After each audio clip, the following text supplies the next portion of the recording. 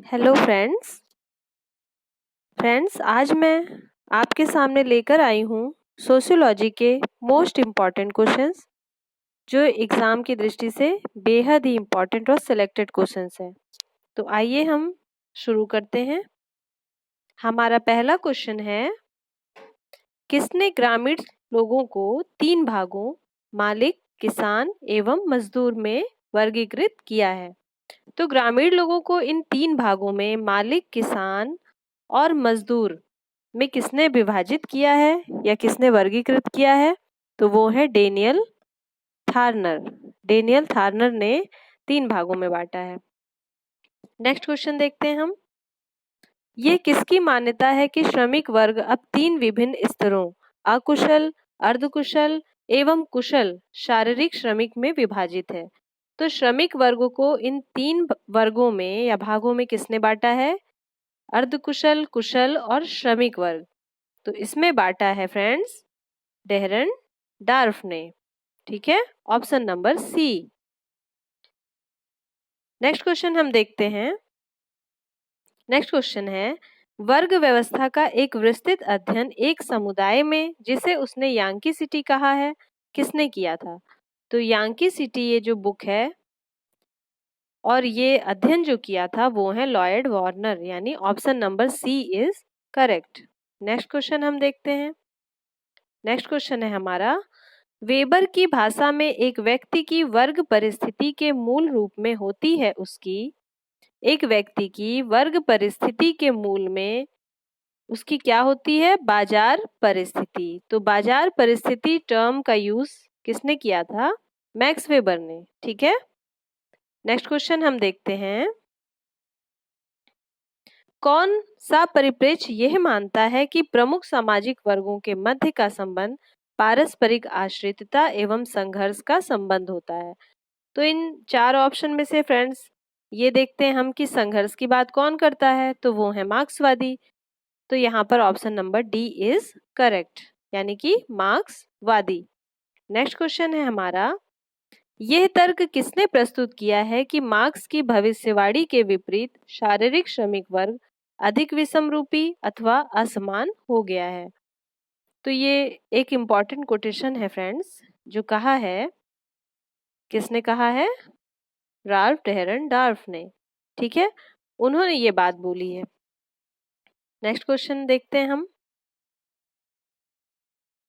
स्त्रीकरण के मिश्रित परिणामों संबंधी प्रमाण विकल्पों के परीक्षण की सबल संस्तुति करते हैं। तो ये कोटेशन है, डेफिनेशन है जो दी है ट्यूमिन ने। ठीक है, ऑप्शन ए इज करेक्ट। आइए आगे बढ़ते हैं हम नेक्स्ट क्वेश्चन की ओर। तो नेक्स्ट क्वेश्चन हमारा क्या है? यह विचार किसका है कि स्त्रीकरण योग्यता के प्रोत्साहन एवं चयन में एक बाधक के रूप में कार्य कर सकता है और बहुधा करता भी है? तो जो स्त्रीकरण में जो ये बाधा की बात की है, बाधक के रूप में जो बात की है, वो की है ट्यूमिन ने। ठीक है, तो option number A is correct. Next question देखते हैं हम। यह तर्क किसने प्रस्तुत किया है? यह तर्क किसने प्रस्तुत किया है कि वर्ग स्थिर इकाइयां नहीं, निरंतर चलने वाली प्रक्रियाएं हैं जिनमें परिवर्तन, संक्रमण, भिन्नता काफी मात्रा में पाई जाती है? ठीक है, तो वर्गों में परिवर्तन, संक्रमण और भिन्नता काफी मात्रा में पाई जाती है, ये किसने कहा है? तो ये कहा है ब्रेवर मैन ने। ठीक है, ऑप्शन नंबर डी। नेक्स्ट हम देखते हैं, क्वेश्चन है हमारा, हिंदूज ऑफ हिमालयाज पुस्तक के लेखक कौन है? हिंदूज ऑफ हिमालयाज पुस्तक के लेखक कौन है? तो हिमालयाज में कौन रहते हैं? मैन रहते हैं। तो इससे आप लर्न कर लीजिएगा कि जेरॉल्ड बेयरमैन हो जाएंगे। ठीक है, हिंदूज ऑफ हिमालयाज पुस्तक किसने लिखी? जेरॉल्ड बेयरमैन ने। नेक्स्ट क्वेश्चन देखते हैं हम। सामाजिक गतिशीलता की व्याख्या में संदर्भ बिंदु की अवधारणा का किसने प्रयोग किया है, किसने प्रस्तुत किया है? तो ये जो संदर्भ बिंदु सामाजिक गतिशीलता या कभी कभी सामाजिक परिवर्तन भी लिख कर आता है, तो सामाजिक परिवर्तन में ध्रुवीकरण और संदर्भ बिंदु की जो बात की है वो है सोरोकिन। ठीक है, कभी कभी यहाँ ध्रुवीकरण भी लिख कर आता है, तो ये हो जाएंगे सोरोकिन, ऑप्शन नंबर सी। आइए चलते हैं अगले क्वेश्चन की ओर। अगला क्वेश्चन हमारा है, सामाजिक गतिशीलता की अधिक संभावना किस समाज में है? तो जाहिर सी बात है, सामाजिक गतिशीलता, मोबिलिटी वहीं पाई जाएगी जहां पर खुला समाज होगा। तो यहाँ पर ऑप्शन नंबर ए हो जाएगा, वर्ग आधारित खुला समाज। ठीक है, नेक्स्ट क्वेश्चन है हमारा, अपने यांकी सिटी के अध्ययन में, यांकी सिटी अभी आपने पढ़ा कि वार्नर का है, इसमें उन्होंने वर्गों को कितने भागों में बांटा है? यांकी सिटी में जो उन्होंने अध्ययन किया है उसमें वर्गों को कितने भागों में बांटा है? उसमें फ्रेंड्स वार्नर ने 6 वर्ग बताए हैं। ठीक है, तो option number D is correct. अगला क्वेश्चन देखते हैं हम, अपने वर्ग की परिभाषा में किसने जीवन अवसरों की अवधारणा को सम्मिलित किया है? वर्ग की परिभाषा में जीवन अवसर शब्द का यूज कौन करता है? इस टर्म का यूज मैक्स वेबर। ठीक है, नेक्स्ट क्वेश्चन देखते हैं, गतिशीलता प्रत्येक समाज की सामाजिक स्त्रीकरण की व्यवस्था से जुड़ी होती है। गतिशीलता प्रत्येक समाज की सामाजिक स्त्रीकरण की व्यवस्था से जुड़ी होती है। ठीक है, तो ये बात या ये कोटेशन या ये डेफिनेशन किसकी है? वो है सोरोकिन की। ठीक है, नेक्स्ट क्वेश्चन देखिए आप, जाति जन्म पर आधारित होती है जबकि वर्ग आधारित होता है। तो जाति तो जन्म पर आधारित होती है क्योंकि वो प्रदत्त है, जबकि वर्ग अर्जित में आता है, तो वर्ग किस पर आधारित हो जाएगा? इसमें अर्जित कौन सा है? ऑप्शन नंबर बी, संपत्ति पर। नेक्स्ट क्वेश्चन देखते हैं हम, व्यवसाय और केवल व्यवसाय ही जाति प्रथा की उत्पत्ति के लिए उत्तरदायी है। तो जाति प्रथा का व्यावसायिक सिद्धांत किसने दिया था फ्रेंड्स? वो है नेस्फील्ड ने, और नेस्फील्ड ने ही ये कोटेशन भी या ये डेफिनेशन भी दी थी, व्यवसाय और केवल व्यवसाय ही जाति प्रथा की उत्पत्ति के लिए उत्तरदायी हैं। तो option number C. Next question देखते हैं, जाति के 3 पक्ष, मोस्ट इंपॉर्टेंट क्वेश्चन फ्रेंड्स, इसको अच्छे से आप लर्न करके रखिएगा। जाति के 3 पक्ष, धर्मनिरपेक्ष, एकीकरण और वैचारिकीपूर्ण। जाति के ये 3 पक्ष, धर्मनिरपेक्ष, एकीकरण और वैचारिकीपूर्ण, किसने प्रतिपादित किया है? तो वो है ऑप्शन नंबर,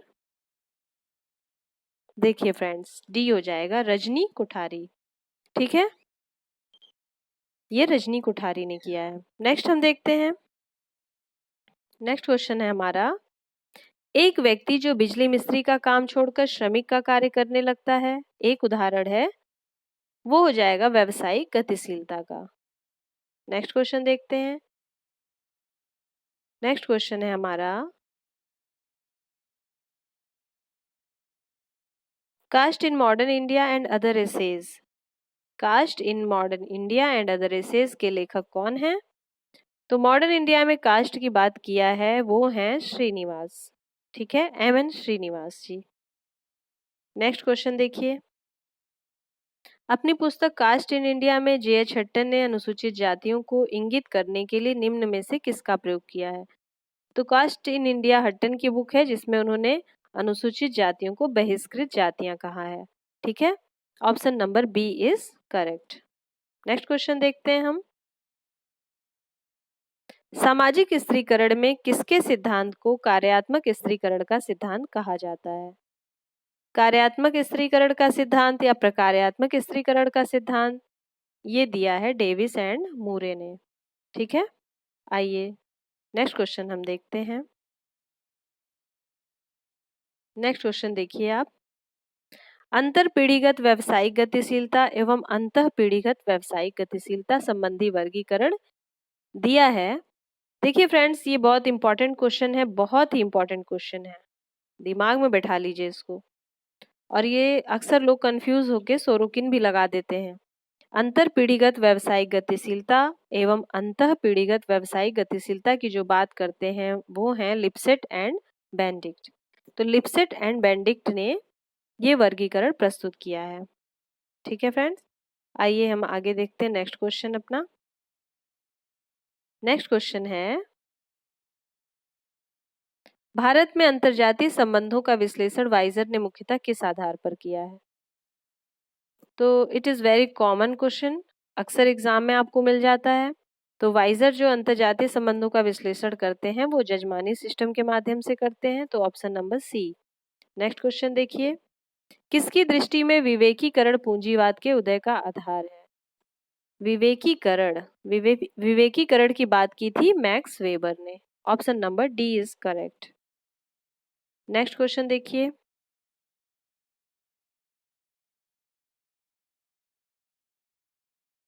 जाति में ही विवाह को कहा जाता है, मतलब अपनी ही जाति में जो विवाह किया जाता है उसको क्या कहा जाता है? तो वो हो जाएगा अंतःविवाह। ठीक है, नेक्स्ट क्वेश्चन देखते हैं हम, the rise of meritocracy, the rise of meritocracy book किसकी है? ये लिखी थी फ्रेंड्स माइकल यंग ने। माँ से मेरिटोक्रेसी, माँ से माइकल यंग, तो ये बुक किसने लिखी थी जो मेरिटोक्रेसी के बारे में है? वो माइकल यंग ने लिखी थी। ठीक है, नेक्स्ट क्वेश्चन हम देखते हैं, it is very important question. इसमें भी लोग कंफ्यूज होके श्रीनिवास को लगा देते हैं। खैर यहाँ पे ऑप्शन में श्रीनिवास नहीं है, लेकिन अक्सर ये जो बात कही है वो श्रीनिवास की समझ ली जाती है। तो यहाँ पर हम देखते हैं, कौन ये मानता है कि जाति एक मनोवैज्ञानिक प्रघटना है एवं हिंदू मस्तिष्क में गहराई से बैठ गया है? तो जाति एक मनोवैज्ञानिक प्रघटना है और हिंदू मस्तिष्क में गहराई से बैठ गया है। तो ये जो कहा है वो कहा है लुइस ड्यूमा ने। एकदम कंफर्म हो जाइए आप और इसको एकदम रट लीजिए, किसने कहा है? लुइस ड्यूमा ने। नेक्स्ट क्वेश्चन देखते हैं हम, धनी और गरीब के बीच के संघर्ष को निम्न में से किस श्रेणी के अंतर्गत रखा जा सकता है?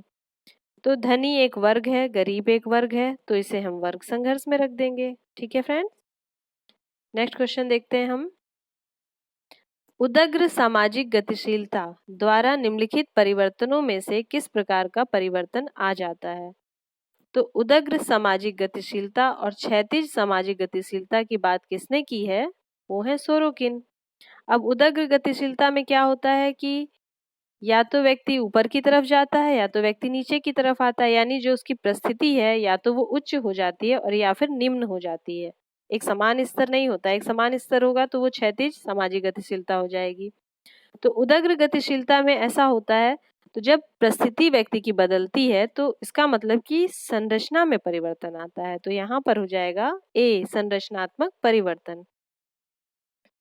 ओके फ्रेंड्स, तो फ्रेंड्स ये थे कुछ इम्पॉर्टेंट और सिलेक्टेड क्वेश्चंस जो आज मैंने आपके सामने प्रस्तुत किए।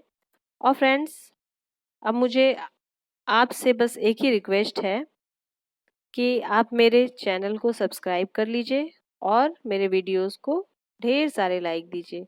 लेकिन हाँ, लाइक तभी दीजिएगा